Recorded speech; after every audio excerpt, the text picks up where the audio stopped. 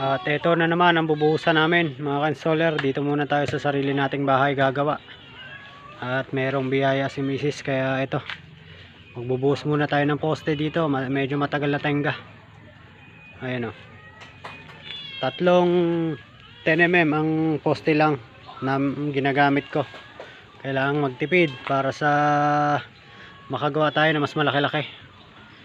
Ayan, di natin kaya sumabay doon sa mga standard na bakal, pero binabawi ko sa halo, tinatapangan na lang.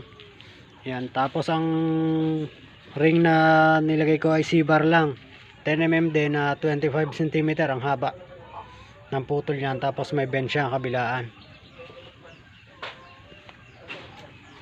At popormahan na rin namin ito. Gumamit ako ng pinolik board na 12 inches ang gayat. Yan, may 2x2 na frame. At ito